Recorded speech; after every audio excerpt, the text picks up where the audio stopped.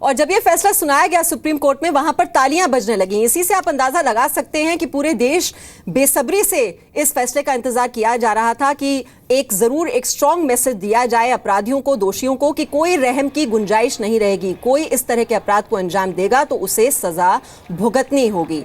पूजा, ये जो संदेश है आज वो गया है लोगों के बीच, लेकिन अभी भी क्या, जैसे आपकी बात होती है महिलाओं से, बेटियों से इस देश की, क्या वो चाहती हैं, किस तरह के बदलाव चाहती हैं कि सिस्टम में होना चाहिए? जो भरोसा जगह है वो तो ठीक है, लेकिन और किस तरह के यहाँ पर बदलाव की मांग करती हैं महिलाएं और बेटियां? पूजा, जो जजमेंट आज प्रोनाउंस किया गया, जिसके बारे में आपने भी कहा कि जब ये जजमेंट दिया जा रहा था और जब ये जजमेंट पूरा किया जस्टिस दीपक मिश्रा ने और बाकी 2 जजेस ने, उसके बाद कोर्ट रूम में तालियां बजी। उसकी एक बड़ी वजह थी, ये बहुत स्ट्रॉन्ग जजमेंट था। इसमें साफ तौर पर ये कहा गया, it is a tsunami of shock in the minds of humanity. यानी कि साफ तौर पर यह कहा गया कि सदमे की सुनामी थी ये पूरा मामला, जिस तरह से लोगों को पता चला था। उसके बाद ये भी जजेस ने साफ किया कि इतनी लंबी सुनवाई के दौरान उन्होंने इस बात का ख्याल रखा कि जो दोषी हैं उनके माता पिता की जिम्मेदारी उन पर है, उनकी मैरिटल एज क्या है, उनकी खुद की एज क्या है, इन सारी चीज़ों को ध्यान में रखा। उसके बावजूद इस मामले की जो गंभीरता थी, जिस जघन्य तरीके से इस पूरी वारदात को अंजाम दिया गया था, वो इन सब पर भारी पड़ा। यानी कि पूरा मौका दिया गया था, दोषियों की पूरी बात सुनी गई थी। और जैसा महेश जी भी बता रहे थे कि 4 से 5 साल का वक्त लग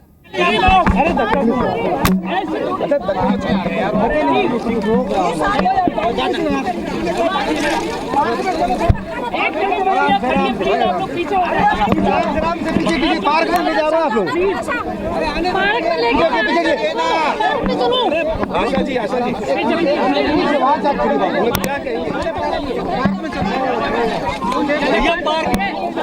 पार्क में आ जाना, क्यों लड़ रहे हो? स्टील वाले भी तंग पार्क में सब एक साथ बात करते हैं।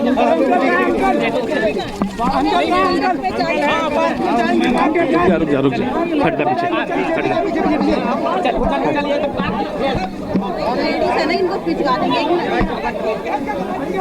बद्री जी एक मिनट बाहर मेरे 2 मिनट अरे हम अलग बोल देंगे, आप चलिए तो सही। क्या क्या रहा इस ऑर्डर को लेके, कितना सेटिस्फाई फील कर रहे हैं, संतोषजनक रहा आपको? सर बद्री जी क्या कहेंगे? अरे बद्री जी आप बोलिए। अरे चलिए तो सही। अरे बद्री जी अभी देंगे 2 मिनट, ये तो बता दीजिए कि हम बहुत खुश हैं इस विषय में कि सुप्रीम कोर्ट ने हमारी आवाज़ को सुनी, हमारे निर्भया के दर्द को समझा और निर्भया के साथ साथ पूरे देश को न्याय दिया।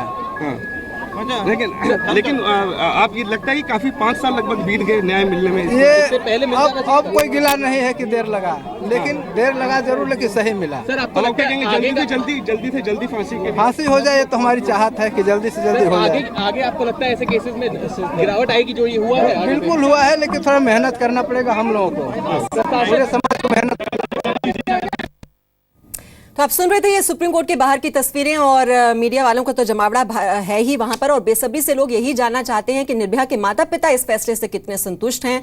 और जैसा कि आपने सुना, निर्भया के पिता जो कह रहे हैं कि वो संतुष्ट हैं इस फैसले से, और निर्भया के दर्द को कोर्ट ने समझा है। हालांकि इंतजार उन्हें जरूर करना पड़ा, ये 4.5 साल का लंबा इंतजार, लेकिन कम से कम जो नतीजा इसका रहा है वो उनके लिए सुखद है। और वो यही चाहते हैं कि जल्द से जल्द इन 4 दोषियों को जो फांसी की सजा सुनाई गई है उस पर अब अमल भी हो जाना चाहिए।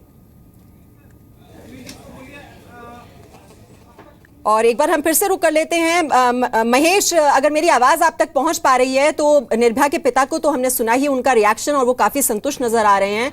और उनका कहना है कि निर्भया के दर्द को समझा कोर्ट ने, पहले से ही वो विश्वास और भरोसा जता ही रहे थे सुप्रीम कोर्ट के फैसले पर, और अब इस पर जब मुहर लग गई है तो उनका कहना है कि इंतजार भले ही रहा, लेकिन जो अंजाम है वो उनके लिए सुखद रहा है।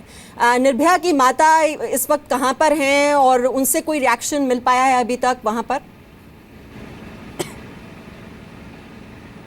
देखिए, क्योंकि हम लोग बाहर अभी खड़े हैं खबर के लिए, तो जो माता इसकी कोर्ट के अंदर आई थी, तो कोर्ट के अभी बार, क्योंकि वहाँ पर काफ़ी पुलिस वाले भी ऑफिशियल्स भी वहाँ पहुँचे हुए हैं, सरकारी वकील भी वहाँ पर हैं, कुछ जो एनजीओ के हैं, एक ग्रुप है एनजीओ का, वो कोर्ट के अंदर थे। जब कोर्ट के अंदर ताली बजाने लगे तो वकीलों ने उसका बहुत एतराज़ किया कि कोर्ट के अंदर कम से कम सुप्रीम कोर्ट में इस तरह का नहीं होना चाहिए। ये एनजीओ के कुछ लोग थे जो वहाँ पर तालियां बजाने लग गए, जो ज़ोर ज़ोर से शोर बजाने लग गए थे, तो वकीलों ने उनको काफ़ी डांटा कि ऐसा कोर्ट के अंदर ना करें।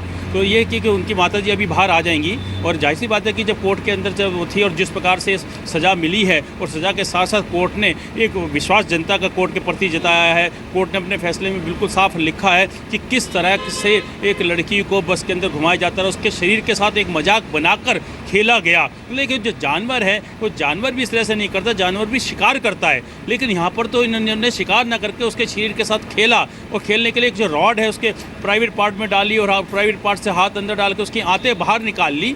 मतलब ये तो एक बेहद अजीब सी ही बात थी, और यही सब बातें रहीं कि जो इसमें अमाइकस क्यूरी 2 सुप्रीम कोर्ट ने खुद अपॉइंट किए थे, और उसके अलावा जो आरोपियों दोषियों के 2 वकील थे, यानी कि चारों वकील इस बात की पैरवी कर रहे थे कि वो निर्दोष हैं। चलिए, निर्दोष गलत से बात से अलग, वो चारों इस बात की पैरवी कर रहे थे कि फांसी ना दी जाए। और इसके अंदर जो अमाइकस क्यूरी 2 सीनियर वकील सुप्रीम कोर्ट ने अपॉइंट किए गए थे, वो तो निजी रूप से ही उस संगठन से जुड़े हुए हैं जो संगठन फांसी की सजा के खिलाफ समाज में काम कर रहा है। सबसे बड़ी बात यह है कि सुप्रीम कोर्ट ने इसे जघन्य अपराध माना है और कहा है कि इसको माफ नहीं किया जा सकता। ये जो चारों दोषी हैं ये धरती पर रहने के लिए लायक नहीं हैं, विकृत इनकी मानसिकता है, और इस फैसले पर निर्भया के पिता ने संतोष जताया है। इस विषय में कि सुप्रीम कोर्ट ने हमारी आवाज को सुनी, हमारे निर्भया के दर्द को समझा, और निर्भया के साथ साथ पूरे देश को न्याय दिया।